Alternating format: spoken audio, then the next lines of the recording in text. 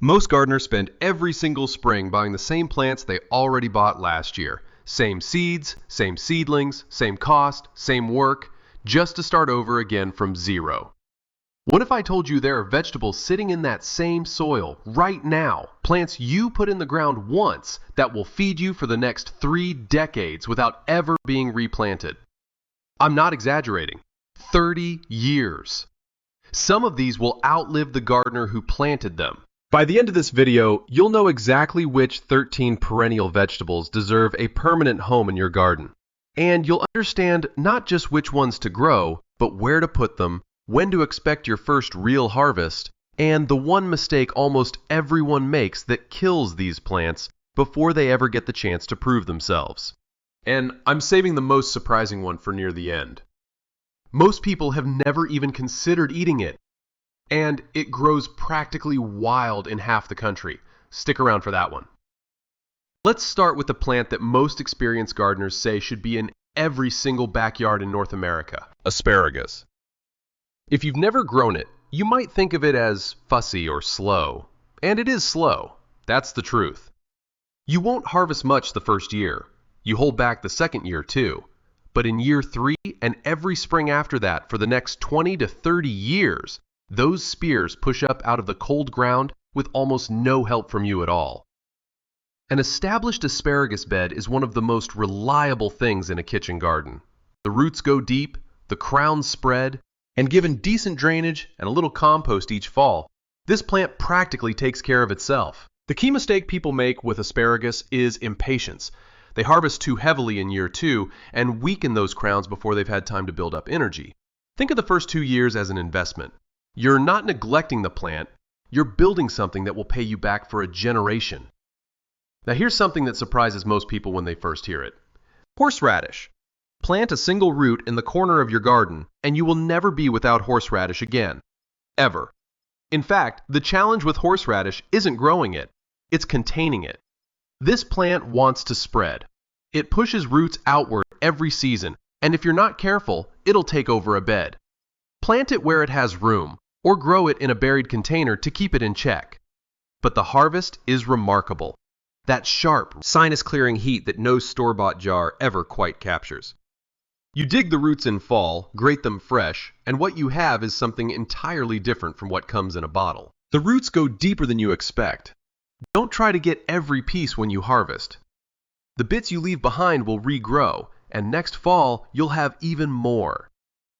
Some gardeners have horseradish plants that have been in the same corner of the yard for over 40 years, passed down like an heirloom. Keep going, because what comes next is probably growing within 10 miles of you right now, and you might have been pulling it out like a weed. Jerusalem artichoke, also called sunchoke. This plant is a native North American species, a relative of the sunflower, and it produces knobby little tubers underground that taste something like a cross between a potato and a water chestnut. Nutty, a little sweet, with a satisfying crunch when raw, and a soft, earthy quality when roasted.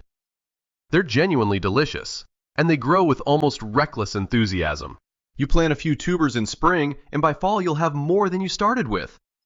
Every fall after that, you dig what you want and leave the rest. The plant comes back. The tall yellow flowers attract pollinators all summer. The tubers store well in the ground through cold weather. You can dig them all winter in many climates. One note, start with small portions if you're not used to eating them. They contain a type of fiber called inulin that some people find, let's say, socially inconvenient until their digestion adjusts. We're about halfway through, and the next few are where things get really interesting. I want to make sure you hear about number 7. That's the one most people in this audience have never considered planting, and it might be the easiest harvest on this entire list. Ramps, also known as wild garlic or wild leeks.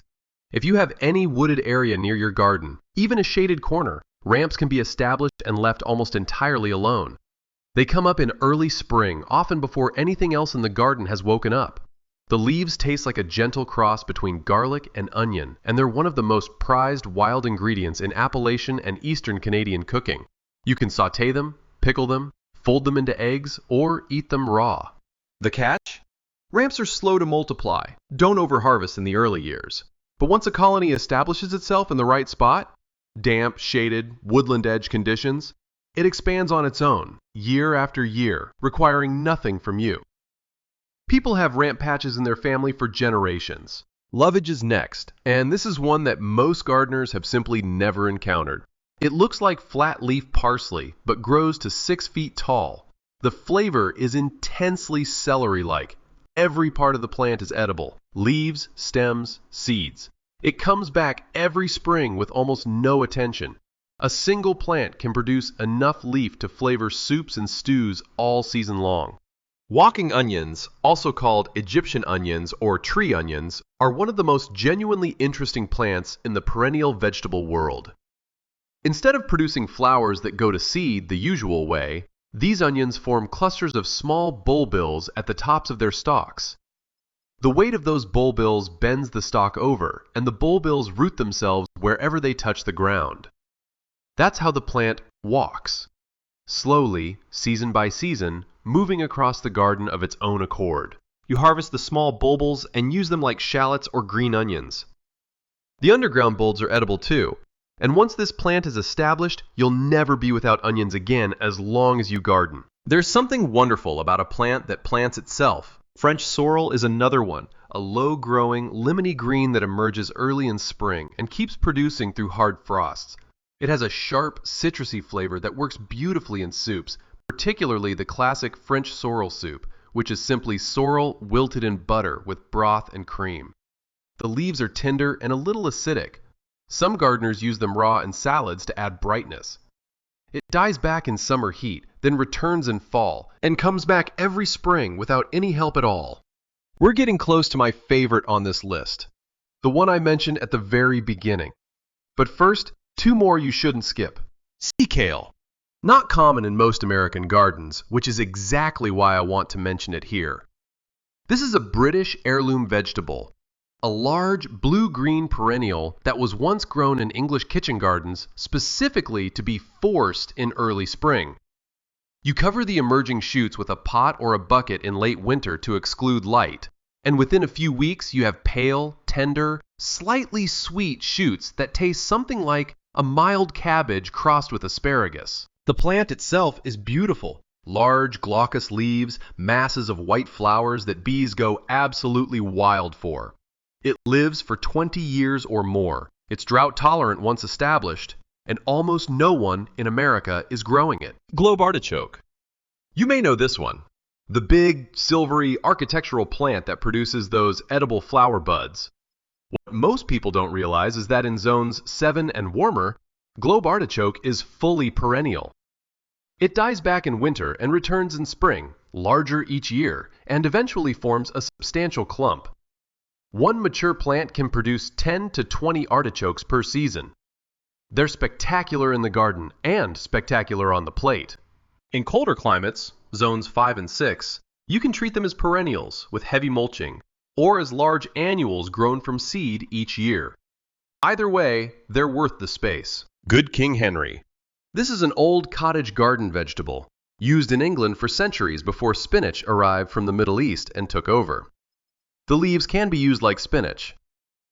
The young shoots in spring can be cooked like asparagus. The seeds can be ground into flour. It's a completely forgotten plant that grows easily, comes back every year, and offers multiple edible harvests from a single planting. Caucasian spinach, sometimes called Habilitia, is a climbing perennial from the mountains between the Black Sea and the Caspian. It produces edible leaves that taste like mild spinach, it grows vigorously in shade, it climbs fences and trellises, and it's one of the most underused perennial vegetables in temperate gardens. It's gaining interest slowly among permaculture growers, but most kitchen gardeners have never heard of it. And now, the one I said I was saving. The one that grows practically wild in half the country, and that almost no one thinks of as food. Daylilies. Not all lilies. Daylilies specifically. Hemerocallis. The common orange ditch lily that grows along roadsides across the eastern United States, in old farmyards, along fence lines, in places that haven't been tended in decades. Every part of this plant is edible. The young shoots in early spring taste like mild leeks. The flower buds, just before they open, can be sautéed in butter and they're wonderful. Slightly sweet, a little floral, completely satisfying. The open flowers can be used in salads or stuffed like squash blossoms. Even the small tubers at the root tips are edible, with a nutty, crunchy flavor. This is a plant that established homesteaders and early American settlers relied on. It fell out of use as grocery stores made food effortless. But it's still out there, still growing, still offering multiple harvests per season, still coming back every single year without anyone planting it, watering it, or feeding it. If you have daylilies in your yard right now and you've been treating them purely as ornamental, you've been leaving food on the table. Literally. Now, there's one mistake that cuts through almost every plant on this list, and I want to make sure you hear it because it's the reason most people give up on perennial vegetables before they ever see the payoff. They plant them in places they'll need to dig up. Perennial vegetables need a permanent home. That sounds obvious, but think about how most of us garden. We rotate crops. We till in fall. We rearrange beds. When you put asparagus or sea kale or walking onions into a space you're going to disturb, you set the plants back every time. Worse, you might remove them entirely without meaning to. These plants need a dedicated corner, ideally along the edge of your garden or along a fence line where they won't be in the way of annual planting. Give them a spot that belongs to them, and leave it alone except for mulching and the occasional handful of compost. That one decision, choosing the right permanent location, is the difference between plants that disappoint and plants that outlast you. 13 vegetables, 1 season of planting, decades of harvest. You don't have to grow all of them. Start with 1 or 2. Asparagus, if you want something reliable and beloved. Jerusalem artichoke, if you want something fast and productive. Daylilies, if you want to start with something you might already have. The point is that some of the most rewarding things in a garden ask very little of you after that first planting. You do the work once. The garden remembers. And every spring, for years and years, you walk out to that corner and it greets you again, like something faithful. I'm curious what you already have growing. Do you have any perennials established in your garden right now? Asparagus, artichokes, anything that just keeps coming back? Drop a comment below and tell me. I read every one of them.